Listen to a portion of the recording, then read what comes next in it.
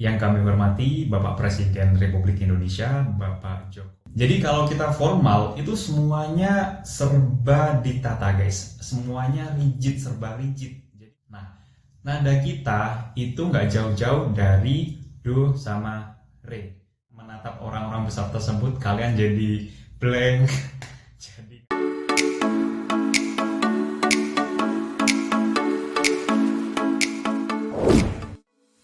halo Sobat Netter, selamat datang kembali di channel YouTube Kompres Communicate Perspectives. Nah, sebelumnya Kompres sudah memberikan beberapa tips terkait bagaimana caranya kita berbicara di depan khalayak atau public speaking untuk pemula di part 1. Nah, kali ini di part 2 Kompres akan memberikan tutorial public speaking lanjutan, yaitu tutorial MC formal.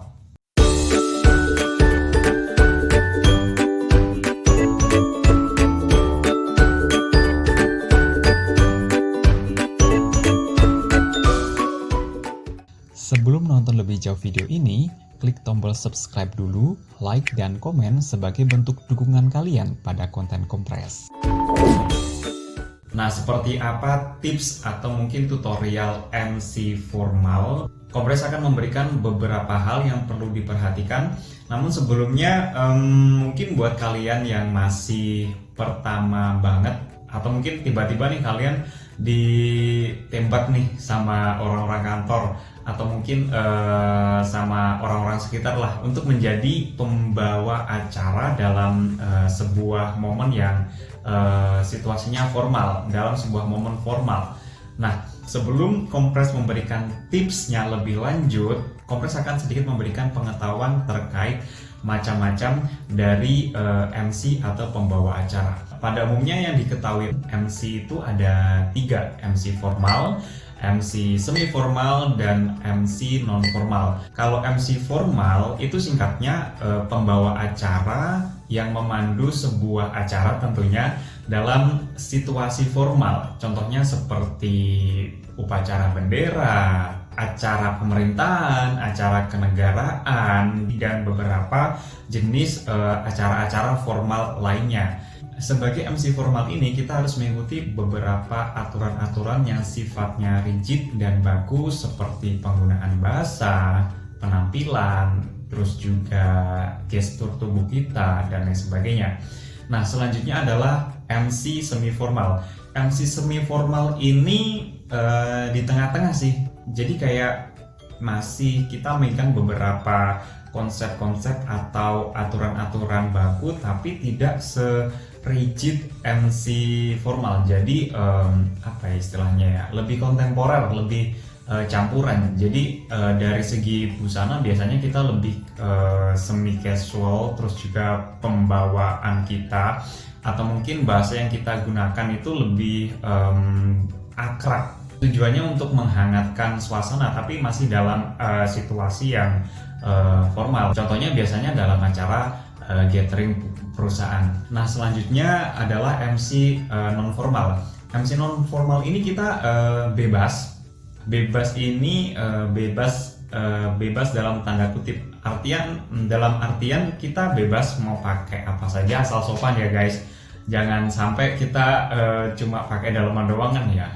Itu udah di luar kewajaran gitu. Tapi bebas, kita bisa pakai baju casual, pakai kaos oblong, pakai celana jeans, sepatu cap, dan lain sebagainya. Dan bahasanya pun juga nggak dituntut untuk menggunakan ejaan yang sesuai EYD. Contoh MC non formal ini banyak banget yang biasanya kita temui di acara-acara baik itu on air ataupun off air. Mungkin kalau on air kita bisa lihat beberapa acara musik yang waktu dulu sempat ngetren, atau mungkin acara-acara hiburan lainnya seperti acara ulang tahun, terus juga pesta bachelor party, dan acara-acara santai lainnya.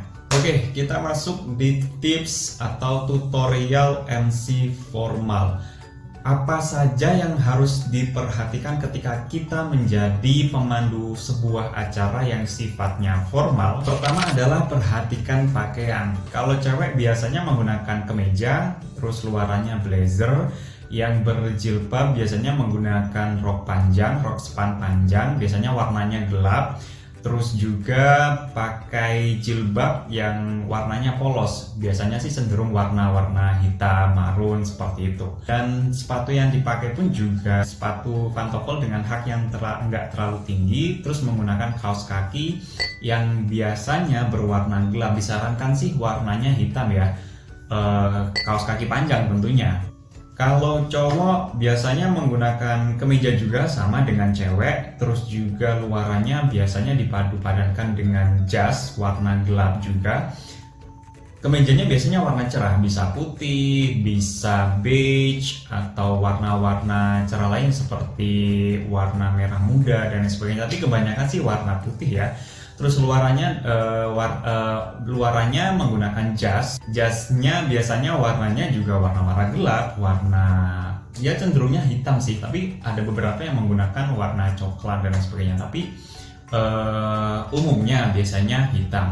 Biasanya kebanyakannya juga menggunakan dasi. Bisa menggunakan dasi yang pada umumnya atau mungkin dasi kupu-kupu. Untuk bawahnya sendiri untuk cowok tentunya celana panjang. Tentunya celana panjang guys. Celana panjang warna gelap, cenderungnya hitam, tapi biasanya ada beberapa yang menggunakan warna-warna hijau tua atau mungkin coklat tua, tapi umumnya kebanyakan warnanya hitam. Sepatu yang digunakan adalah sepatu pantofel, cenderungnya warna gelap, dan kaos kaki disarankan beberapa mewajibkan sih untuk menggunakan warna hitam panjang pastinya. Untuk tampilan sendiri dari segi fisik, dari segi rambut terutama biasanya agak sedikit dirapikan. Kalau punya saya ini kan agak sedikit berantakan ya. Nah biasanya kalau formal itu rambutnya agak sedikit rapi, klinis gitu, dan cenderungnya sih lebih pendek gitu. Nggak kayak saya, kalau kayak saya ini perlu dirapikan. Tips selanjutnya ketika kita menjadi seorang MC formal adalah perhatikan tamu undangan, terutama tamu-tamu undangan yang di highlight. Jadi mungkin bisa jadi kalau kita dalam sebuah acara pemerintahan, kalau di situ ada bupati yang diundang, bupatinya kalian harus tulis nama lengkap, kalau perlu ada jabatan sekalian. Tapi biasanya sih umumnya nama lengkap aja udah cukup. Beberapa menyarankan sekalian gelarnya, tapi kebanyakan sih gelarnya juga dimasukin sih. Kenapa kita harus melakukan list atau mendaftar tamu undangan, terutama tamu undangan highlight? Karena ketika nanti kita di pembukaan, kita akan menyebutkan nama tamu tersebut. Misalnya kalau kita di acara pemerintahan yang diundang bupati, kita harus menyebutkan nama bupati itu. Misalnya, yang kami hormati Bapak Bupati Garut, Bapak Khairul Anam. Ini misalnya ya, saya nggak tahu juga sih nama Bupati Garut siapa. Ini misalnya, ketika kita menyebutkan nama tamu kehormatan, nama tamu undangan kehormatan, ketika di pembukaan itu diurutkan mulai dari jabatannya paling tinggi hingga jabatannya paling rendah. Jadi kalau kita ditamu misal di sebuah acara yang diundang pertama nih ada presiden, tentunya presiden dong yang paling awal kita sebut. Terus kedua misal bupati, terus habis itu ada CEO dari perusahaan tersebut. Nah itu baru kita sebut CEO-nya. Nah biasanya sih maksimal 3 ya, biasanya sih 3, tapi ada beberapa yang minta semuanya disebutkan. Ya ikutin aja. Ya ikutin aja apa permintaan dari tuan rumah gitu. Tapi biasanya sih 3 itu sudah cukup memakan waktu. Kalau yang lain-lainnya bisa kita sebut sebagai hadirin. Contohnya kayak gini. Misal ini dalam sebuah pembukaan perusahaan, ada sebuah perusahaan yang dia membuka cabang baru dan dia mengundang Presiden Republik Indonesia, terus juga mengundang pemerintah setempat. Bisa jadi gubernur, atau bisa bupati, atau bisa camat, dan lain sebagainya. Contohnya seperti ini guys. Yang terhormat kepada Bapak Joko Widodo selaku Presiden Republik Indonesia. Yang kami hormati Bapak Ridwan Kamil selaku Gubernur Jawa Barat, dan yang terhormat kepada Bapak Joko Aminoto selaku CEO PT Maju Mundur. Nah, seperti itu guys, kurang lebih seperti itu. Yang ketiga yaitu sikap siap. Sikap siap seperti apa? Kompres sudah membahas di edisi sebelumnya di tutorial public speaking untuk pemula. Jadi sedikit saya ulas kembali. Sikap siap itu jadi kayak kita tubuhnya tegap, tubuh tegap tapi bahu tetap rileks, jadi bahu diturunin aja, mata pandangan lurus ke depan, dan dagu jangan terlalu diangkat dan juga jangan terlalu menunduk gitu kan. Dagu biasa aja gitu, jadi posisi dagu mengikuti posisi pandangan lurus. Nah, itu sikap siap, sikap sempurna lah istilahnya kalau orang-orang menyebutnya. Tips yang nomor 4 adalah selalu tersenyum. Ingat, dalam situasi apapun, baik itu dalam MC formal, non formal, maupun semi formal, atau ketika kita berbicara interface dengan klien atau dengan siapapun, apapun itulah, pokoknya ketika kita melakukan public speaking, ingat, kita harus selalu tersenyum. Senyum ini penting karena kita selain menjaga mood diri kita sendiri, kita juga berusaha untuk menjaga mood orang-orang yang sedang berinteraksi dengan kita. Jadi seperti apa tutorial senyum, Kompres juga sudah memaparkannya. Kompres juga sudah memaparkan di tutorial yang sesi pertama kemarin, tutorial public speaking untuk pemula. Coba kalau kalian yang belum tonton, coba scroll ke bawah di konten Kompres, itu nanti coba klik tutorial public speaking untuk pemula. Jadi seperti apa senyum yang, kalau mungkin kita masih bingung nih, kayak gimana sih senyum? Apakah senyum saya selama ini terlalu lebar, atau mungkin senyum saya terlalu ditahan jadi nggak kelihatan tersenyum? Nah, kalian coba scroll lagi di konten Kompres, buka, itu ada tutorial public speaking untuk pemula. Kompres sudah menguliknya, membahasnya lengkap sekali di part itu. Tutorial yang kelima yaitu kita harus menjaga kontak mata kita. Kontak mata ini penting untuk menunjukkan kalau kita ini tetap fokus dalam acara tersebut. Selama acara berlangsung kita masih ada di situ. Jadi kita pikiran kita tuh nggak kemana-mana, dan juga sebagai bentuk sapaan kita ke hadirin yang sudah hadir dalam acara tersebut. Contohnya ketika kita melakukan sapaan kepada tamu undangan terhormat di pembukaan, seperti ketika kita menyebutkan nama, seperti contohnya gini, yang kami hormati Bapak Presiden Republik Indonesia Bapak Joko Widodo, yang kami hormati Bapak Gubernur Jawa Barat Bapak Ridwan Kamil, dan yang kami hormati CEO PT Maju Mundur Bapak Khairil Tanjung. Jadi ketika kalian menyebut nama orang-orang yang kalian sapa, itu kalian pandang mereka. Jadi jangan kayak menghafalkan, kayak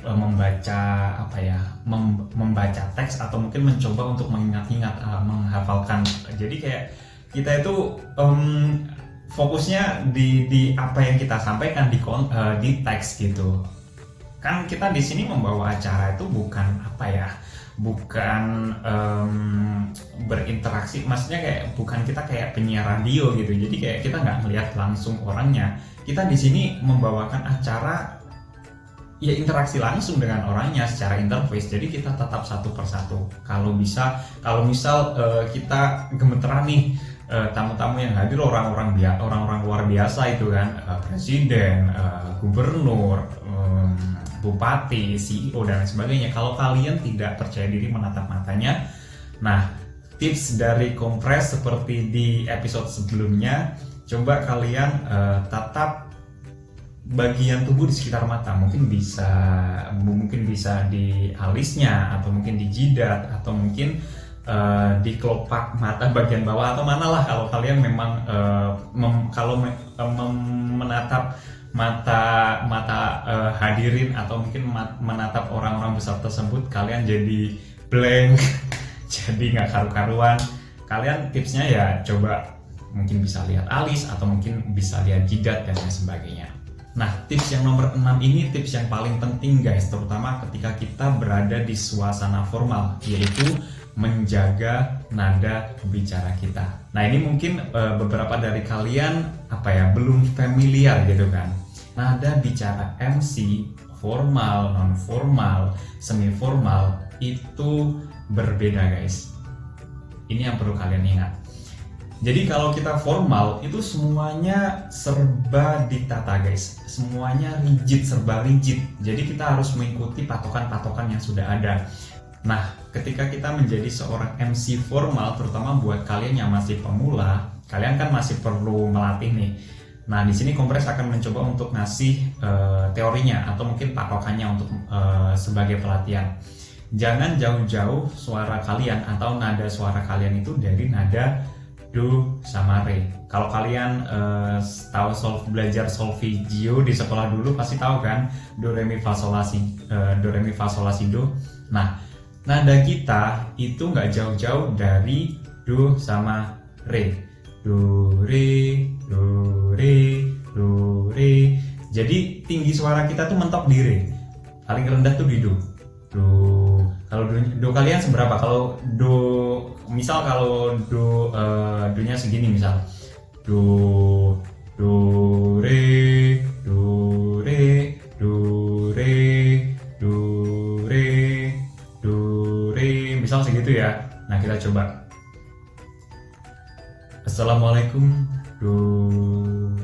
Assalamualaikum warahmatullahi wabarakatuh. Kami ucapkan selamat datang kepada para hadirin semua dalam acara rapat tahunan PT Mesin Kasir Online. Segitu guys. Jadi nada kita itu segitu, nggak jauh-jauh dari do re, do re, do re. Hari ini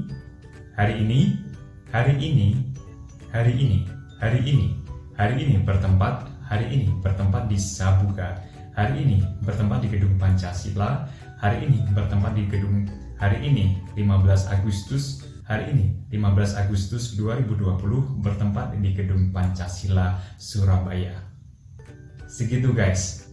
Jadi jangan sampai kita tuh dalam situasi formal terlalu meninggikan nada bicara kita atau merendahkan. Jadi paling rendah itu di do. Jadi kalian ukur do kalian itu seberapa. Biasanya sih agak beda-beda sih. Tapi ya patokannya namanya solfeggio ya nada do di segitu itu aja sih. Nah itu. Nah kalau kalian di semi formal itu agak beda lagi. Mungkin kalian bisa menggunakan nada re mi, re do re mi, re mi, mi. Halo guys. Seperti itu. Oke, tips yang terakhir. Oh iya, sebelum tips yang terakhir, sebelum masuk tips yang terakhir, tips yang ketujuh, selain nada bicara, kalian juga harus menata bahasa yang kalian gunakan, pilihan bahasa kalian. Jangan sampai menggunakan bahasa slang, apalagi bahasa slang ya, atau bahasa-bahasa casual percakapan sehari-hari. Kalian harus menggunakan bahasa baku sesuai dengan EYD, ejaan yang disesuaikan sesuai dengan KBBI. Itu penting guys, karena kadang kita ya namanya pemula ya, kadang kita bisa keceplosan menggunakan bahasa mengajukan jadi ngajuin gitu kan. Saking mungkin kita groginya atau kayak gimana gitu. Nah itu kalian perlu perhatikan masalah itu. Oke, kita masuk di tips yang terakhir, tips yang ketujuh, yaitu konsentrasi guys. Ini penting, kalian harus konsentrasi.